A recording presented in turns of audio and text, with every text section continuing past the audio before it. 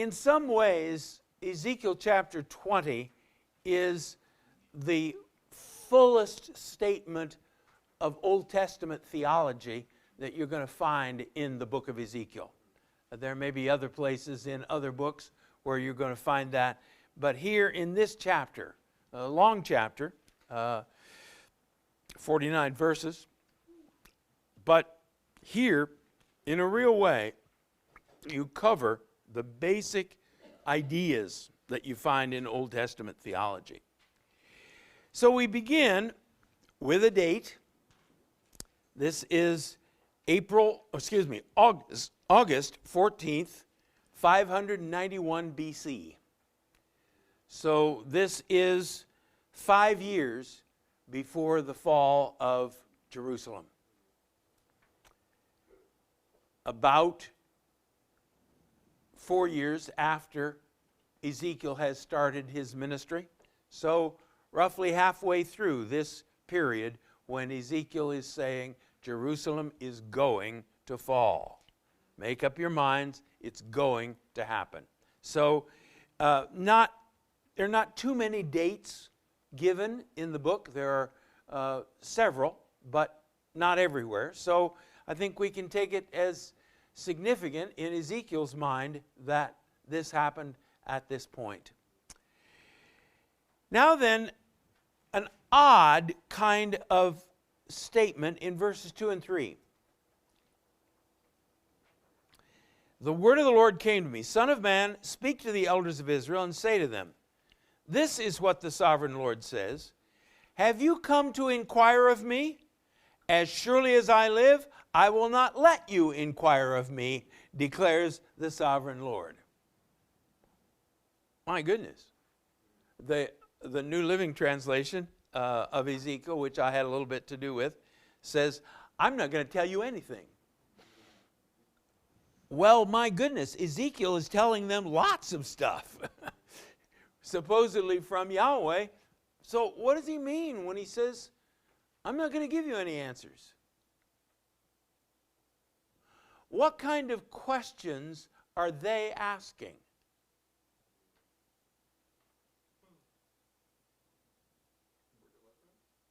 No, not deliverance. They're asking, tell us the future. Tell us what's going to happen to Jerusalem this month. What's going to happen to Jerusalem next month? What's going to happen to us tomorrow? They want a fortune teller.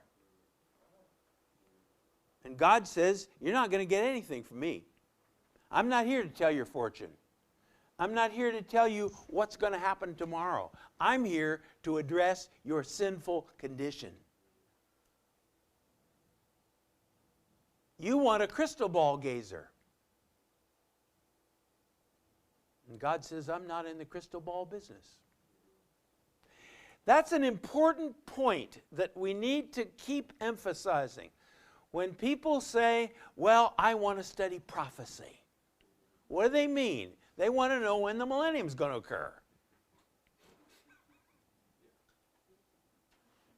They want to know when the rapture is going to occur. They want to know what month Jesus is going to come back. And they can figure it out. They'll tell you. But in fact, that's not what biblical prophecy is. Yes, there is telling of the future. But that's not the point. The point is, in the light of your present condition, this is what the future is going to be.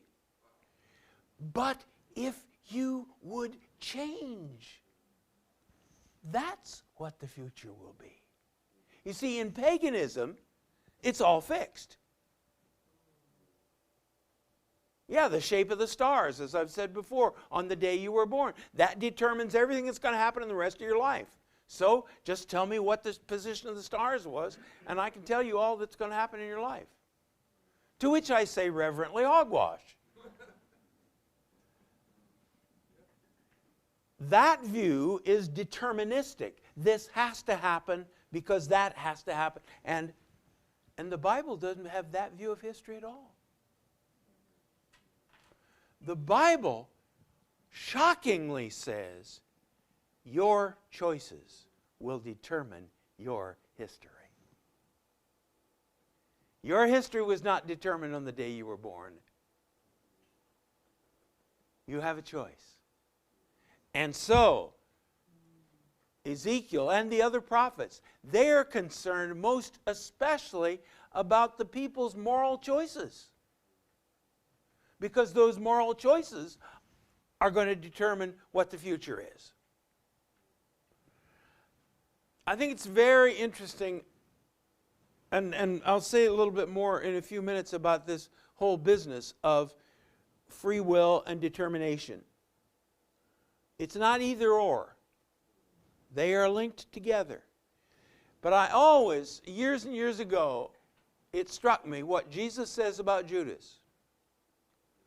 The Son of Man had to be betrayed, as it is written. But woe to him by whom he is betrayed. So yeah, the betrayal was foreordained. It was going to happen. Somebody was going to betray him. But it didn't have to be Judas. It could have been somebody else. So, yeah, we're not just in free fall. God's got things in his hands. But in the middle of that, you and I have personal responsibility for our choices. And those choices can shape our future and the future of those around us. I think again and again of my own ancestors, and am grateful for people who loved the Lord and whose choices shaped my future. And that's what I've wanted to do for my children and grandchildren. I've wanted to make choices that are going to give them the option of a good future. So I think that's what's going on there. God says, you want me to tell the future? I'm not going to tell the future. Not the way you think about it.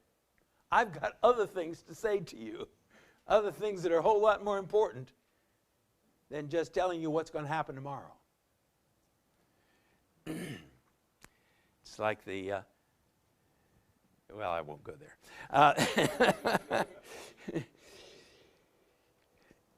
Now, one of my questions that I asked you was, do you find some repeated things in this chapter?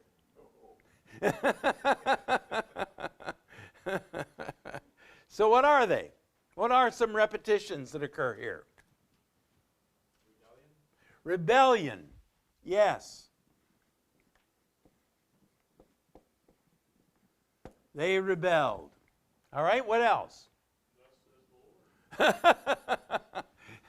Yes.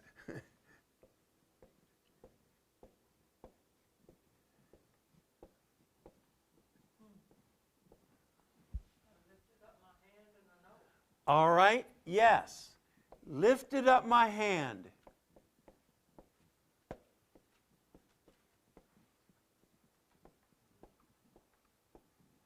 In an oath. I swore to do so and so. And again, we've talked about this before, but this is the hand. So it's that idea. This is the kaf, the palm. So in Israel, a memorial stone is hand and name. Yad Vashem. So you've got a pillar with a name on it. All right. So I lifted up my hand. I swore several times. And especially swore to do what?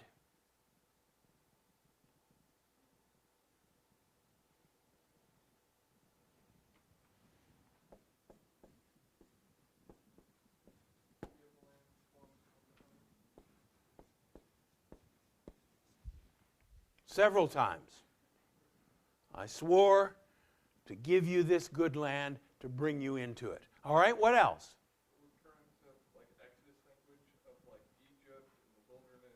Okay. Certain locations.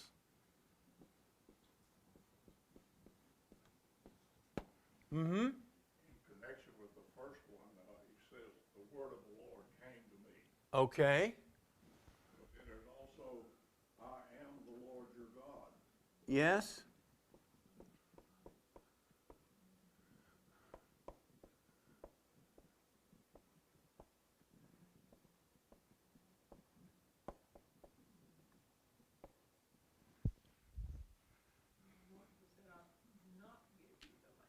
Mm-hmm. Mm-hmm. Yes, the swearing goes both ways.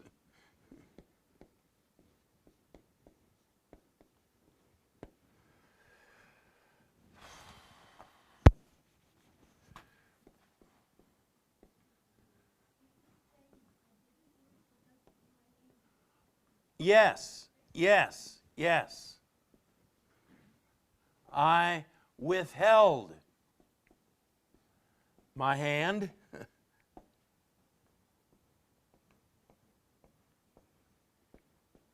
for my name's sake. And in order that what would not happen? The name would not be profaned.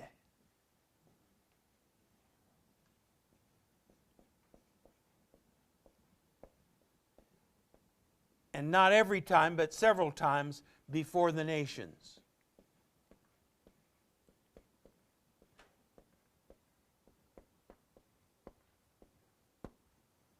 All right? There were a dozen times in chapter 20 that he said, I will or I will not. And then you get to chapter 21, it's repeated again 3 or 4 more times. Mm-hmm. I will not. Mm-hmm. It's like a drumbeat. Mm-hmm.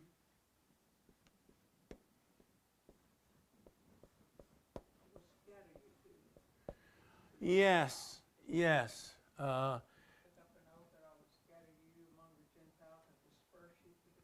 Mm-hmm. Mm-hmm. Another part of the oath, yes. All throughout this, he's saying, say to them, tell them, therefore, tell them this, tell them that. Mm-hmm. Mm-hmm. Mm-hmm. Go ahead. Go ahead. No, you're all right. He mentions his statutes and rules and Sabbath. All right, yes, yes. I gave them decrees, comes up a lot, and then connected with that, the Sabbaths. Yes? Yeah, they disobeyed the decrees, and they defiled the Sabbath. Another phrase that shows up is, you defiled yourselves with your idols. Several times, you made yourselves unclean.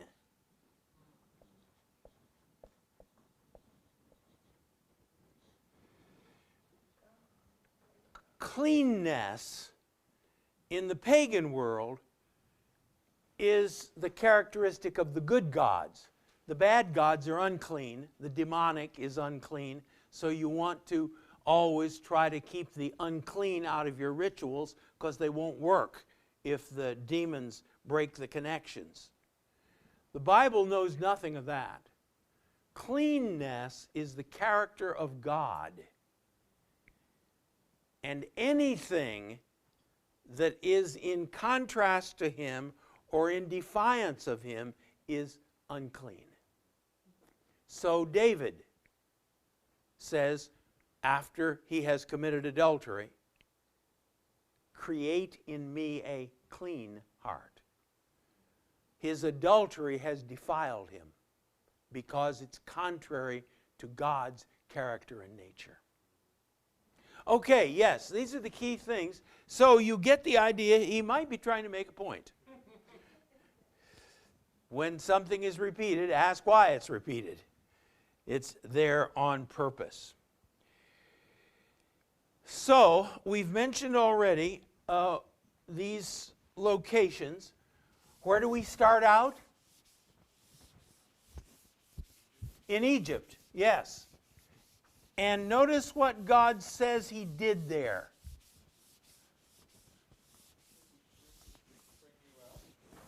Before that.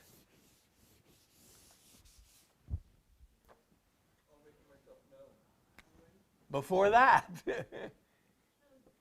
Yes.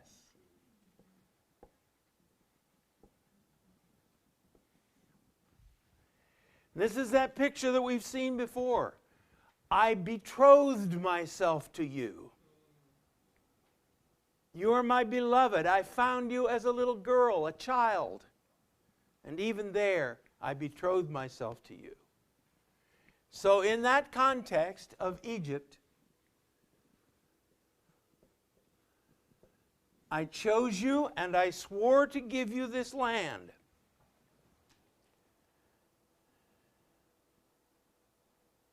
And as someone has said, I revealed myself to you. I bound myself and I revealed myself. What a God. What a God. Now here again, repetition is the soul of education. They were saved by grace. They did not do a thing to earn God's choosing of them and his binding himself to them and his revealing himself to them. Pure grace. Please don't ever say in my presence, in the Old Testament, people were saved by keeping the law. They were not. The law is not the way to God, it's the walk with God. But you come into God's presence because he reaches down and takes your hand by grace. So, I said to them, get rid, this is the NIV here, of the, I think, maybe this is New American. Let's see which one I grabbed off the shelf today. No, it's NIV. Get rid of the vile images. And what's the next phrase?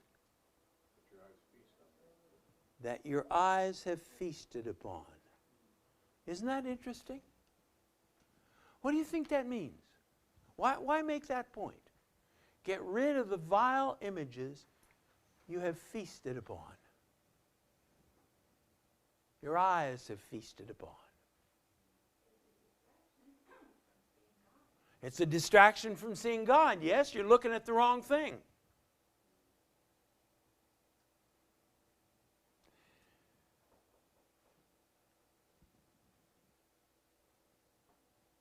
This is pornography. This is pornography.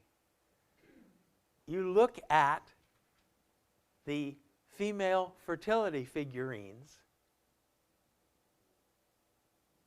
and their sexual character is exaggerated. And the male figures, oh my goodness, they are hunks. So we're delighting in creation and in the beauties of creation, and we're overemphasizing those beauties to the point of grossness. Your eyes have feasted upon creation.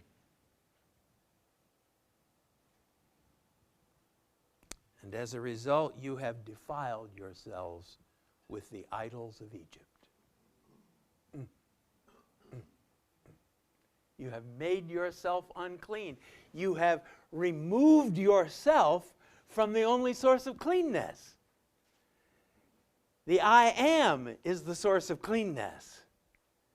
Take yourself out of his hand, and you have condemned yourself to defilement, uncleanness. All right, that's Egypt. But they rebelled against me. There it is. Now, how do you rebel against God? What's the rest of the sentence? They would not listen to him. As I've said to you many times, most of the time in the Old Testament, when your English version says obey, the actual Hebrew is hear the voice of, to listen to.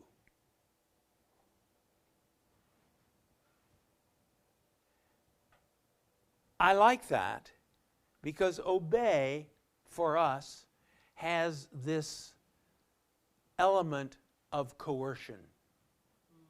You will obey me, and you will do it now. On the other hand, Papa says, honey, would you do this for me? And I listen to his voice. I pay attention to what he says. It strips all the coercion out of it.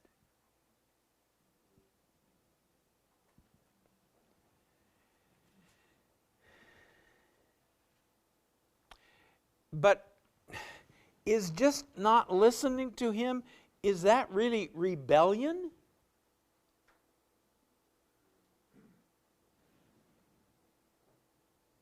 If rebellion is the overthrow of the established order, then yeah, it is. Yes, I think you're exactly right. I think you're exactly right. It is, I'm going to do what I want, and I'm not going to do what you want. And that is, since God made the world, since he owns the world, it is to rebel. I think it's important to put it in that kind of blunt context. Well, I just don't want to do what God wants, that's all. You've rebelled. You've rebelled. And they didn't get rid of the images. That's very interesting. They brought them along with them. Isis and Osiris, Seth, the Egyptian gods. They didn't forsake the idols of Egypt. So I said I'd pour out my wrath on them and spend my anger against them in Egypt. But for the sake of my name, I brought them out of Egypt. I'm going to punish you. No, I'm not. And we're going to see that again and again through these episodes.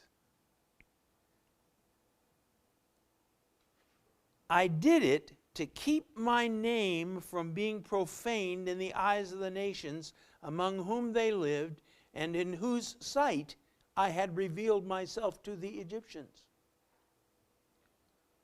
To the Israelites. Therefore, I led them out of Egypt.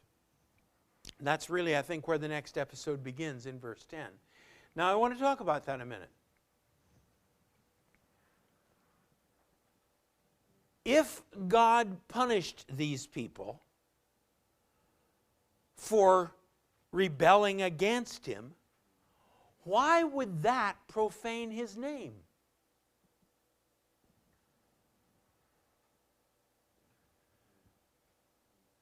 Now again, said this several times before, but maybe you'll remember it this time.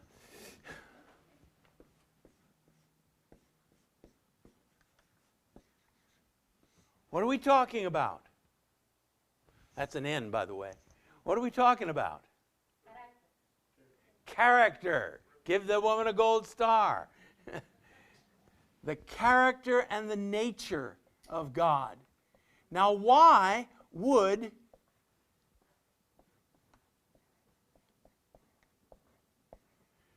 and profane is to, if I may coin a word, deholify, make him appear less than holy. Why would punishing them for their rebellion profane his name?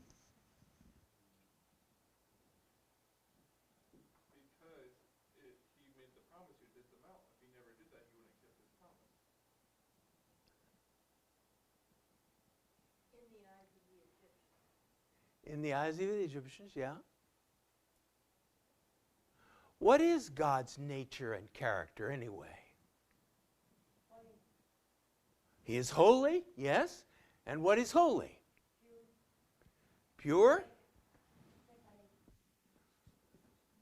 He's committed to the ultimate good of his people. Yes. Yes. Yes. This God, if I may say it, is not just.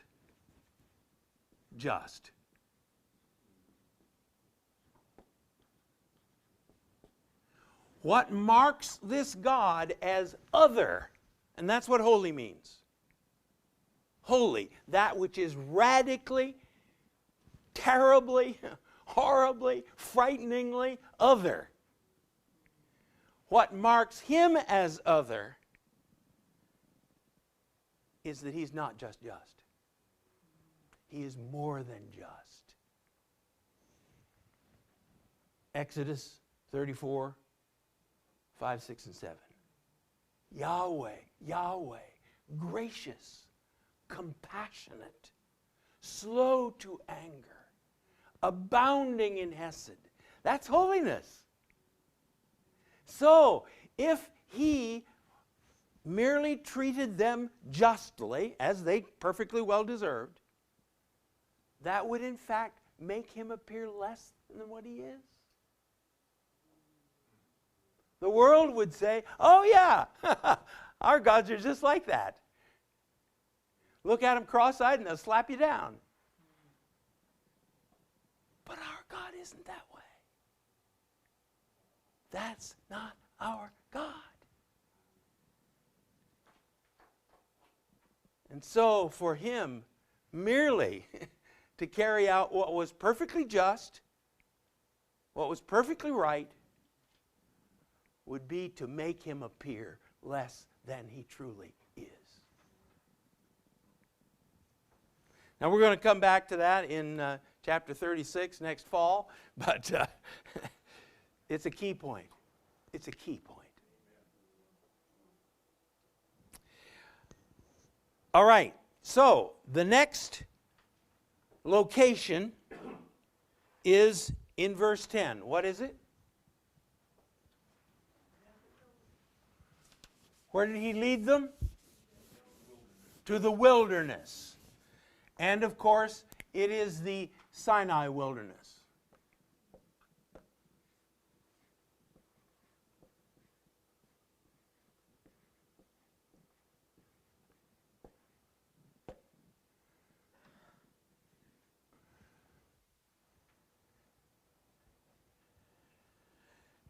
And what did he do there?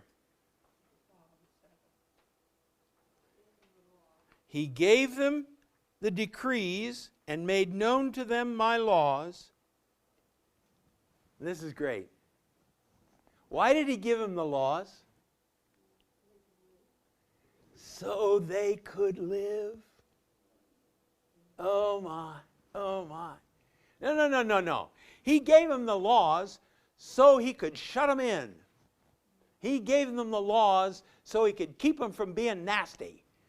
He gave them the laws because he was tired of messing with them. No.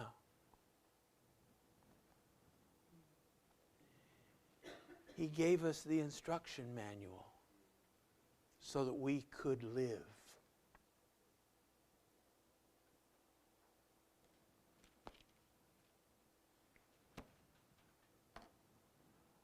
Why did he say, don't sleep with your mother-in-law? So we could live. Why did he say, don't sleep with your daughter? So we could live. Why did he say, keep faith with your wife, your husband? So we could live.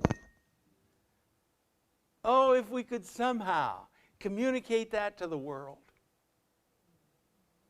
He didn't do this to shut us in. He didn't do this to limit our freedom. He did this so that all the potential that he placed in the human machine could be realized. Again, as I say, this chapter is just loaded. Just loaded. By which the person who obeys them will live. Also, I gave them my Sabbaths as a sign between us, so they would know that I, the Lord, made them holy.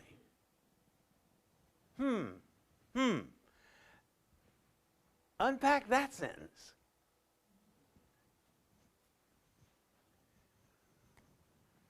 Why did he give us the Sabbath? Two things. What's the first one? No, in the verse. That they would know he's the Lord. As a sign between us.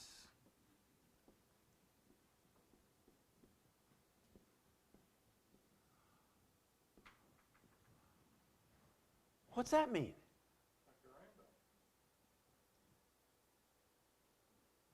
How is my Sabbath keeping a sign of what? It's salvation, rest in the gospel.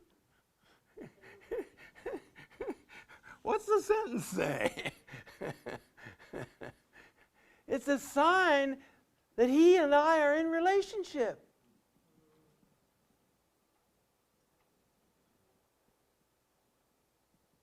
It's a sign that I belong to him.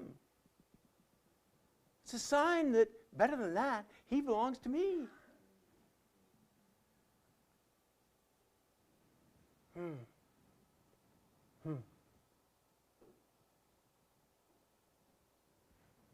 All right, now what's the second thing it says? That they might know that I, the Lord, will sanctify them. Yes, I have made them holy. Now, them referring to Sabbath? No, the people. Okay. Wow. What's the evidence that I'm sanctified? What I do with Sunday. I want to talk more about this here in just a minute, but I just think it's so striking what he says here. This day, now, a lot of the things you've been saying, when I stop my work,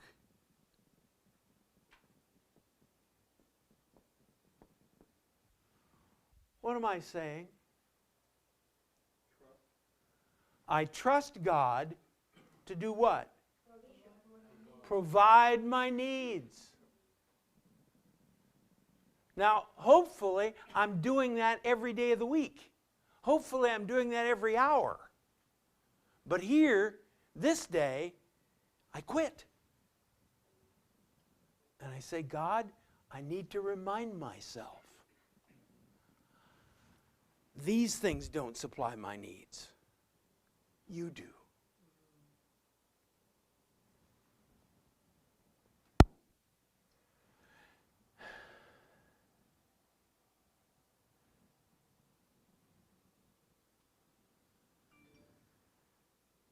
Now we've talked about this word. We struggle with it. It means set apart.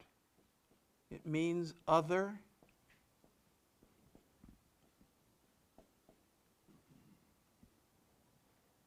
It means totally reserved for.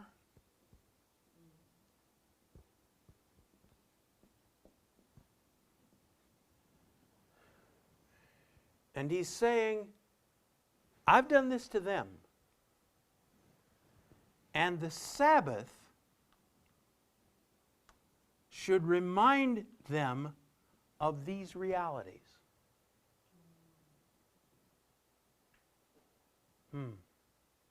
I belong to God. I don't belong to me.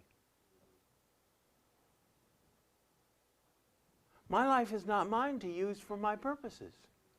It's His for His purposes. Wow.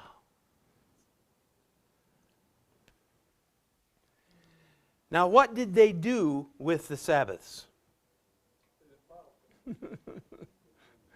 They desecrated my Sabbaths. That, of course, is a good Latin word that says they deholified my Sabbaths. Why? Why was Sabbath keeping so hard for them?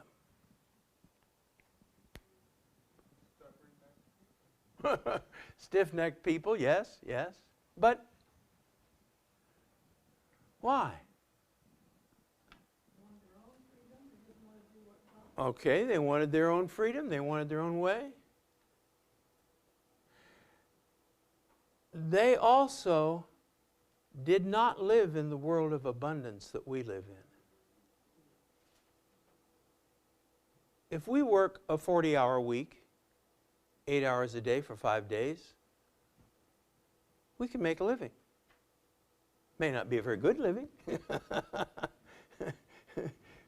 you only make $25,000, that may be a little difficult. But nevertheless, we live in a world of incredible abundance. They lived in a world where you work 16 hours a day, 7 days a week, and you might make it. So laying out one whole day is a big deal. Oh God, I can't afford you. You're too expensive.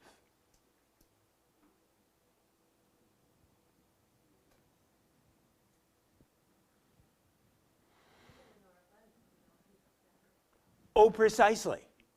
So that raises the next question.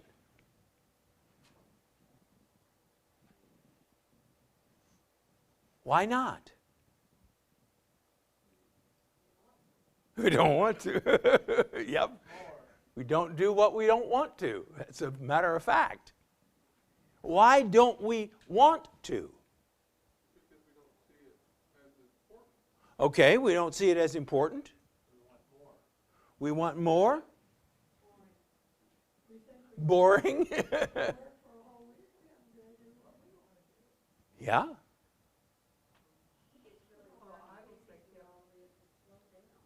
Pardon? Oh, yes. Oh, yes. Oh, yes. Yes, yes. My father, who lived to be 101, lived to work. During my whole growing up years, he farmed for 8 hours a day. He worked at a brass foundry for 8 hours a day, and he slept for the other, whatever was left, 8 hours, if that. That's what he did. The union forcibly retired him at age 70 from the foundry, and they had sold the farm by then. And he very nearly died of a hernia operation that spring. And I said to him, Daddy, what was going on there? He said, I figured I might as well die. I'm no good to anybody. I remember, and I've told you this story before, but I'll tell it to you again because I love it. We had hay down, and my cousin had the baler, and he was supposed to come on a Saturday afternoon and bale the hay. He didn't show up. Sunday was a beautiful day. Monday, they were calling for rain. We got home from church, and I said to my dad, well, you're going to call up Paul and have him come with the baler? He looked at me as though I were from another planet. He said, why would I do that? And I said, well, bale it before it rains. We don't need the hay that bad.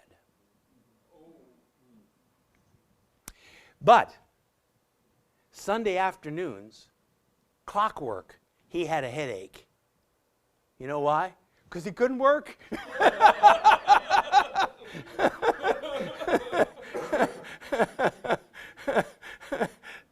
And that's it. There it is. I've got my life. I've got what I need to do. I cannot give you some of my time. God is saying, child, all your time is mine. And you show that by what you do with 1/7 of it. But again, we humans are so good at this. We make it not into a blessing, but a requirement.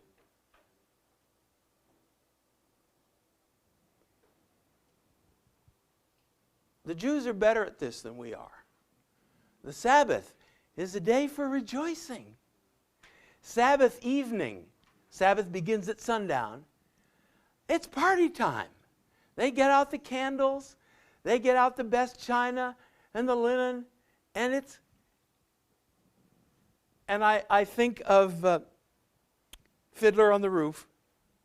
If I were a rich man, I could sit by the eastern wall and read the Torah all the time. Do what? Yeah. So, as Jesus said, the Sabbath is for you. The Sabbath is that hour when you indeed can rest. That hour when you remind yourself, who do I belong to?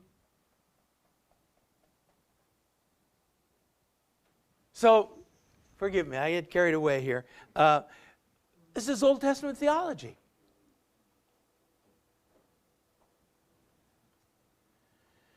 Now, having said all that, why does the New Testament make so little of the Sabbath? Hebrews 4 what? Talking about the rest, the Sabbath rest, and the rest of the believers. Yeah, but you just don't have much at all about the Sabbath. Colossians says, don't let anybody judge you on the basis of Sabbaths or new moon festivals. What's going on? Christ is the fulfillment of the Sabbath. It's the principle of the relationship between the testaments. The New Testament doesn't make much of sacrifices because the sacrifice has come. The New Testament is continually pulling out the principles from the Old Testament practices. If you wanted to, you could write that down.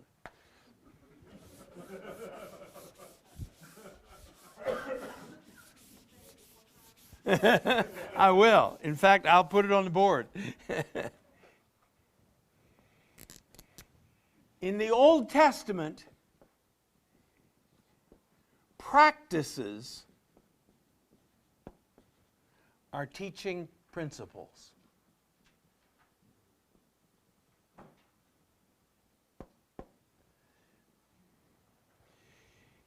If you listen to God and follow His decrees and keep His Sabbaths, you will have lots of children, you will live long, and you will be wealthy. Such a deal. You will be blessed, in other words. The emphasis here is on the practices and upon their immediate concrete results. So what's happening then in the New Testament is you are pulling out the principles now and leaving the practices, by and large, behind.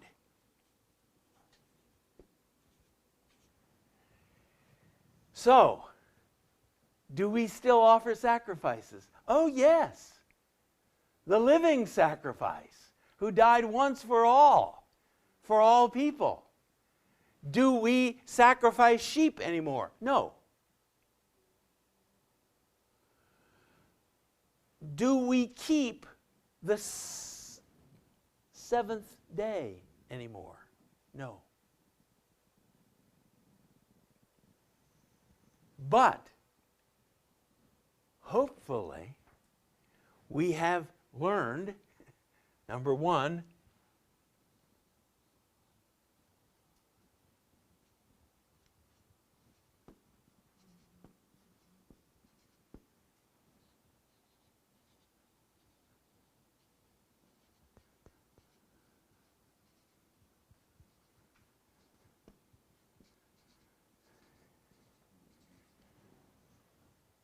hopefully I've learned those principles. Now, is it important, I think, to keep a day? The day of resurrection, the day of Pentecost. Yes, I think it's important to keep a day. But, it's the principles that are of ultimate importance.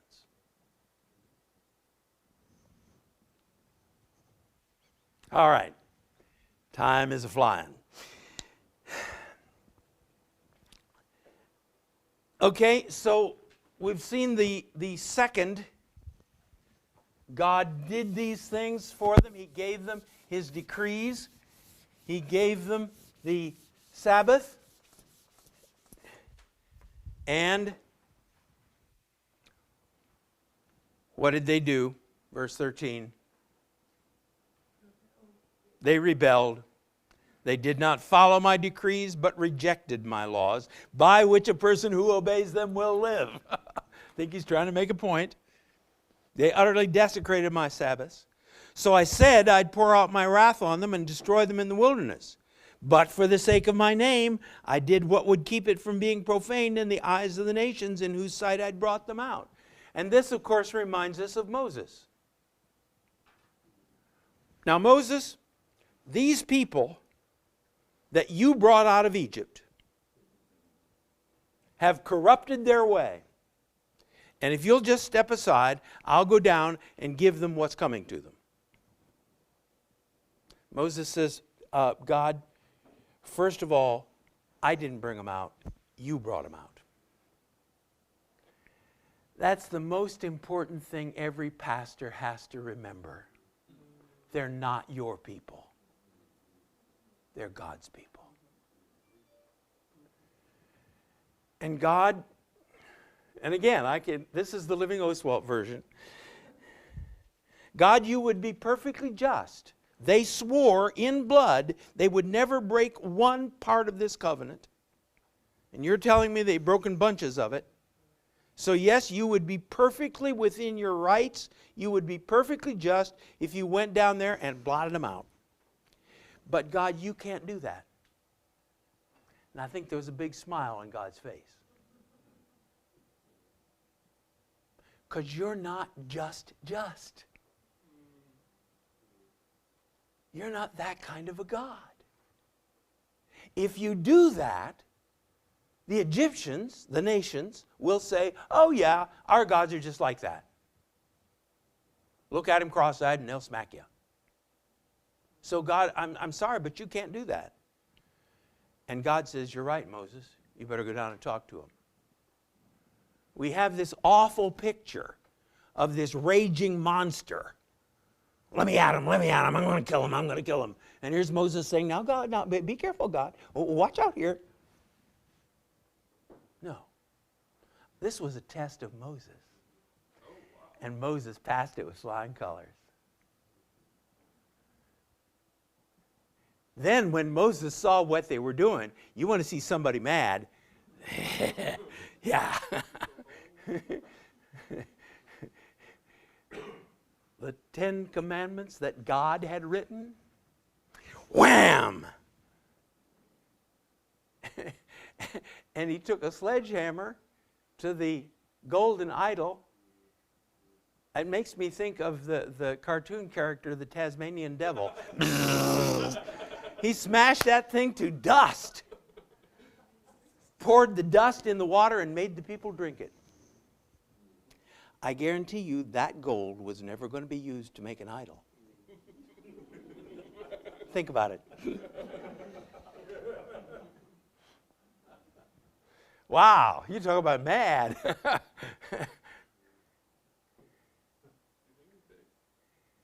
But that's the very argument that God is making here. I couldn't act with you like an ordinary God, or the world would not know who I am. The world would not know my holiness, my character, my nature, my name. Couldn't he just pick another Yeah, that's exactly right. Yes, right. Imagine if you're playing B, it's like a Yes, yes. We're going to be here all night if I don't get on this. I think that's exactly what the flood is about. God is showing it's not going to work with choosing somebody else. Because the problem is not bad actors. So I get the best actor in the world who walked with God and was blameless in God's sight. That's Noah. Get the best actor in the world. Wipe out all the rest. And guess what? The stain is going to come through. So it's no good to get another bunch. I'm just stuck with this bunch. And I'm going to have to, somehow, with this bunch, save the world. Wow. Isn't this good stuff? All right. All right. Also, this is verse 15, with uplifted hand I swore to them in the wilderness, I would not bring them into the land I had given them. This is Kadesh Barnea. You folks are going to die in the wilderness. A land flowing with milk and honey, the most beautiful of all lands, because they rejected my laws, did not follow my decrees, desecrated my Sabbaths. Why? What's it say? Their hearts were devoted to idols. Oh, dear God, is it I? Is it I? What makes me who I am? My position? My salary? My house? My car? My honor? Their hearts were devoted to idols. How would you like that on your tombstone?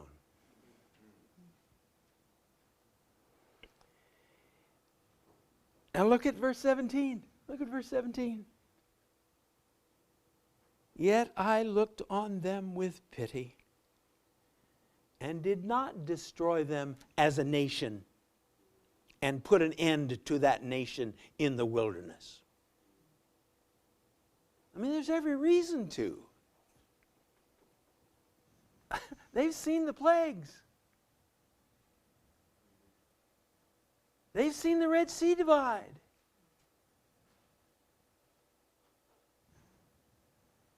There's nothing more that can be done with that bunch. Just wipe them all out and start over again. But I looked on them with pity and did not destroy them or put an end to them in the wilderness. I said to their children in the wilderness. So here's the third episode.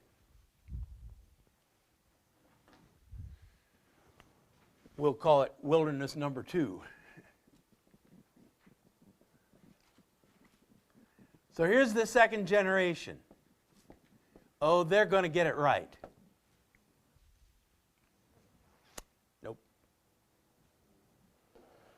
Do not follow the statutes of your parents or keep their laws or defile themselves with their idols, yourselves with their idols. I am Yahweh your God. Follow my decrees. Be careful to keep my laws. Keep my Sabbaths holy, that they may be a sign between us. Have we seen this next phrase before, or clause? Now, up to now, what's been the major, you will know that I am the Lord your God because what? Because judgment, yes. When I tear this place up, you're going to know I'm Yahweh. Now, this is the beginning of a change. You'll know that I'm the Lord your God when I deliver you. Verse 21. What? Rebellion. But the children rebelled against me. They did not follow my decrees. They were not careful to keep my laws, of which I said, the person who obeys them will live by them. I do think he's trying to make a point. And they desecrated my Sabbath. So I said I would pour out my wrath upon them and spend my anger on them in the wilderness. Second generation going to get it too.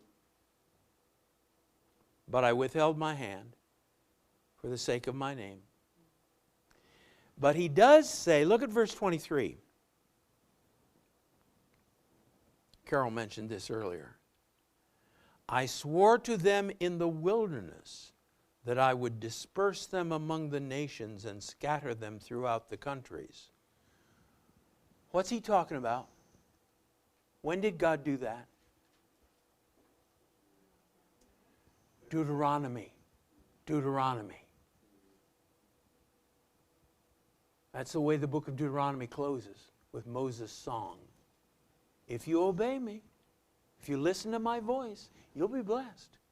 But if you don't, this good land that you're going to is going to spit you out. So, Ezekiel is picking up on that. Now, I want you to look at verse 25 and 26. This is one of the tougher passages in the Bible.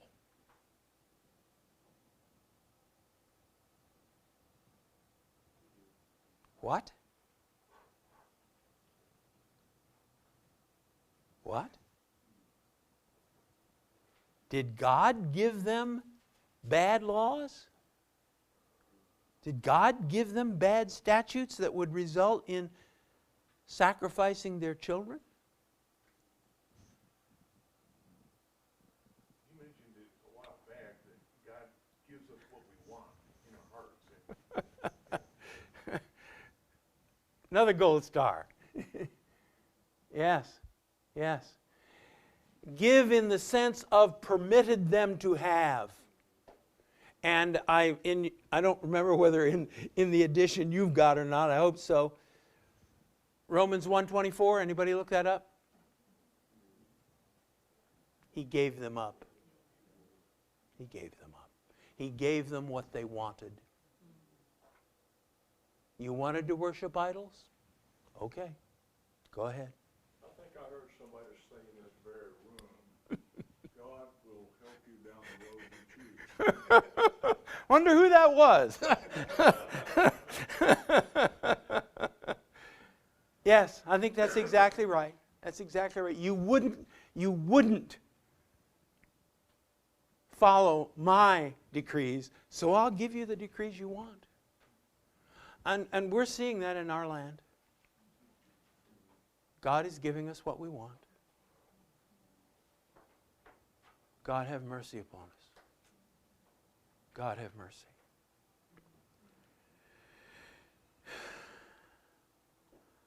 So now, we've had these 3 episodes. We've had the Egypt episode, the Sinai wilderness episode, and the wilderness number 2 episode. And let me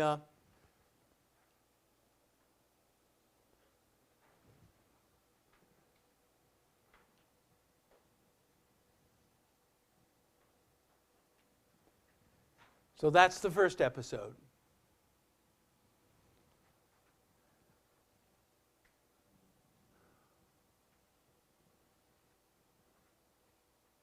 So in the top one, it's the promise of the land. Here, it's the decrees and the Sabbath, which are for life.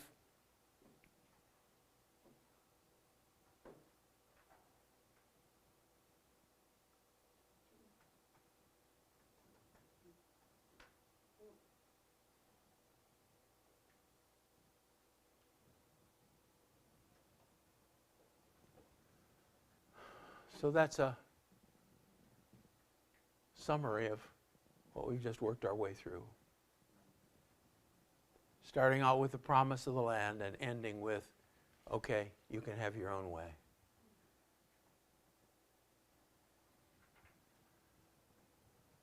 Again, I find this very frightening.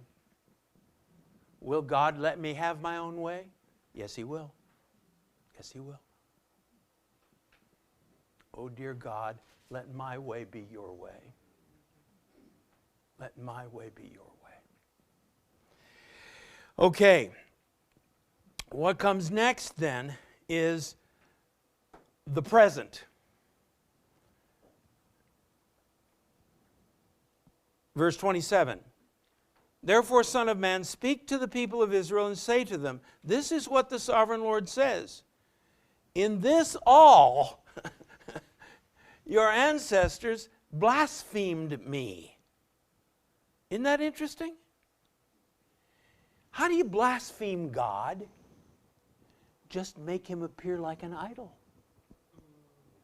Just make Him appear little and useful.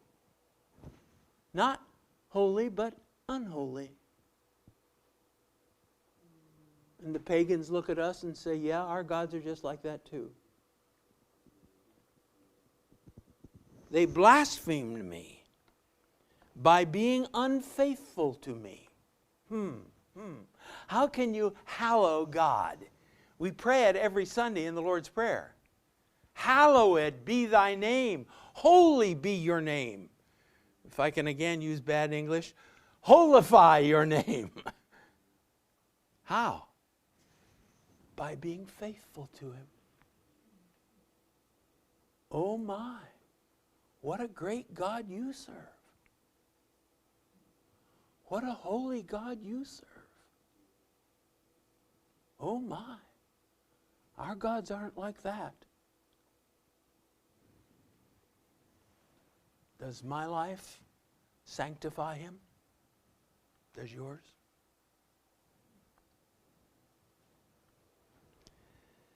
When I brought them into the land I'd sworn to give them, and they saw any high hill or any leafy tree, there they offered sacrifices, made offerings that aroused my anger, presented their fragrant incense, and poured out their drink offerings.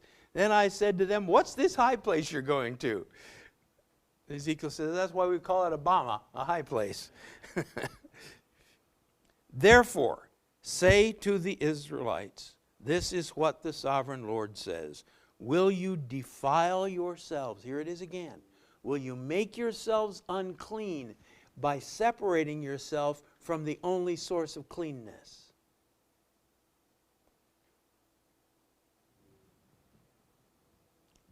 The way your ancestors did in lust after their vile images, when you offer your gifts, the sacrifice of your children in the fire, you continue to defile yourselves with all your idols to this day. Am I to let you inquire of me, you Israelites? As surely as I live, declares the sovereign Lord, I will not let you inquire of me. I'm not your rabbit's foot. I'm not your four-leaf clover. I'm not your crystal ball. Dr. Oswalt? Yeah. It says, I will not be inquired of you.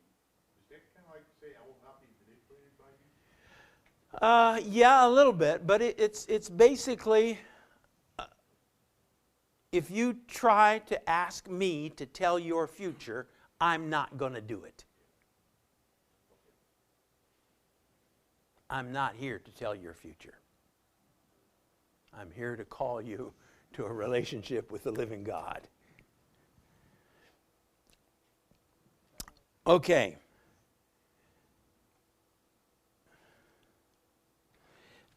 All right, I want to look down at verse 34. I'll bring you from the nations, gather you from the countries.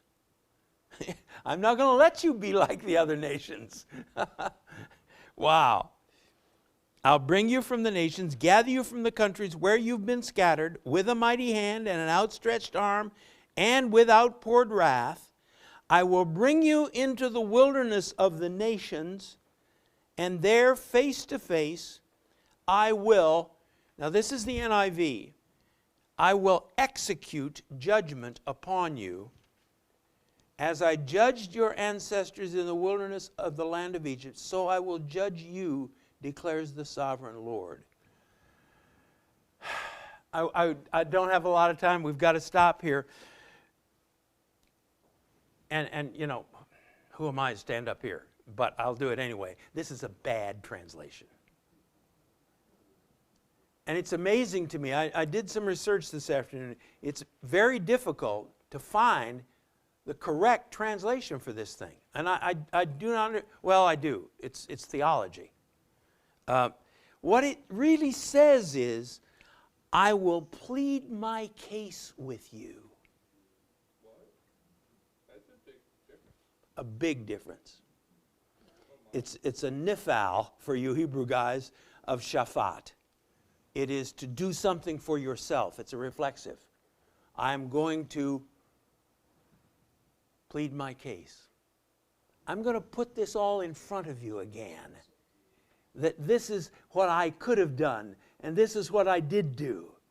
Not once, not twice, not 3 times. For 1,000 years, I've treated you this way. Are you going to go on?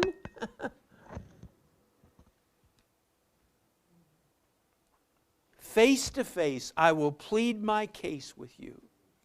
As I pled my case with your ancestors in the wilderness of the land of Egypt, so I will plead my case. Now, when I use the word plead, that gives a kind of a tone of subjugation or something like that. So probably it would be better to say, I'll present my case, or something of that sort. But it's, yes, we are going to enter into judgment. And you're going to present your case, and I'm going to present my case. And dear God, I'm going to win. I will bring you into the bond of the covenant. I will purge you of those who revolt and rebel against me. Those people in Jerusalem today, he says, who think they are so holy. I'm going to purge them. I'll bring them out of the land where they're living. They will not enter the land of Israel. Then you will know I am the Lord. Well, our time is gone. But the rest of 39 through 44 is again just rich. Look at 42. Then you will know I am the Lord when I bring you into the land of Israel, the land I had sworn with uplifted hand to give to your ancestors. Do you remember? I won't ask for any upraised hands. But do you remember what I said about Ezekiel sees the whole history of Israel as one big judges cycle? And the return is starting over again. Here's the Exodus.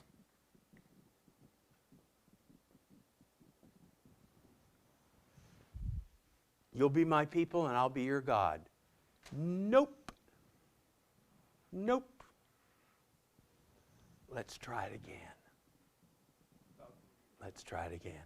You will know I am the Lord when I keep that oath that I swore in Egypt.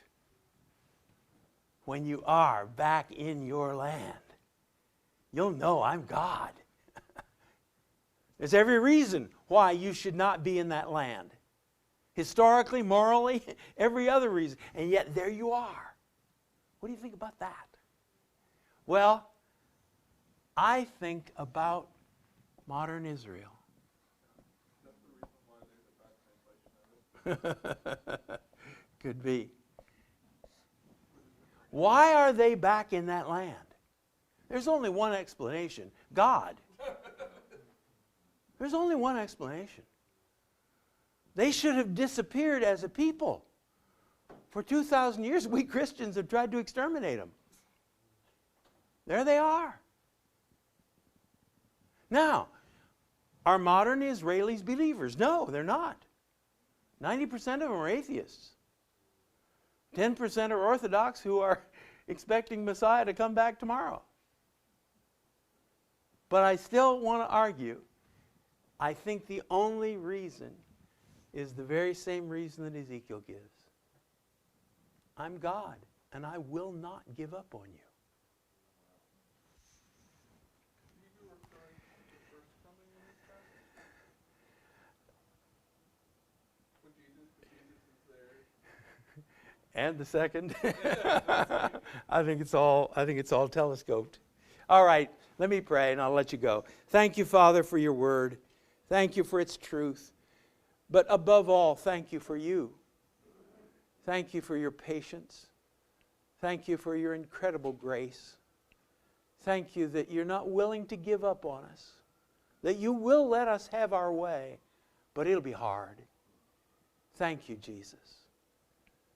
Help every one of us in this room, that our lives will not be defiled by our idols, but that it can be written on our tombstones, she knew the Lord, he knew the Lord. In your name, amen.